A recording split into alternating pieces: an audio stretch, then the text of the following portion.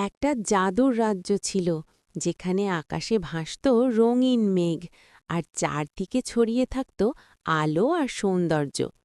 সেই রাজ্যে বাস করত দুই পরী বোন, আলো পরী আর ছায়া পরী। আলো পরী ছিল দয়ালু আর শান্ত, তার আলোতে মানুষ পেত আশা আর সুখ। আর ছায়া পরী ছিল চঞ্চল আর একটু দুষ্টু, সে হাসি খুশিতে ভরিয়ে রাখত চারপাশ।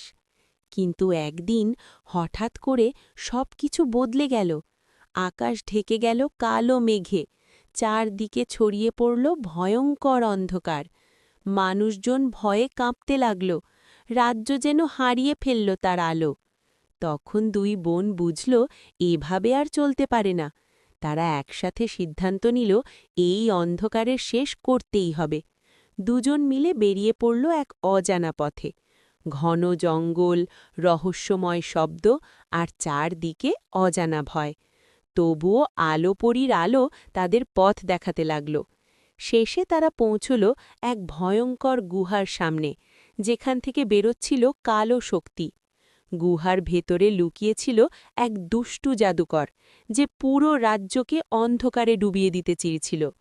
আলো পরী তার শক্তি দিয়ে আলো ছড়িয়ে দিল, আর শুরু হলো এক ভয়ঙ্কর যুদ্ধ আলো আর অন্ধকারের মধ্যে। ঠিক তখনই ছায়া পরী তার বুদ্ধি ব্যবহার করল। সে খুঁজে পেল সেই জাদুর উৎস, এক রহস্যময় পাথর। এক মুহূর্ত দেরি না করে সে সেই পাথরটিকে ভেঙে দিল, আর সঙ্গে সঙ্গে সব অন্ধকার মিলিয়ে যেতে শুরু করল। আকাশ পরিষ্কার হল, আলো ফিরে এলো রাজ্যে। মানুষজন আনন্দে ভরে উঠল। দুই বোনকে স্বাগত জানালো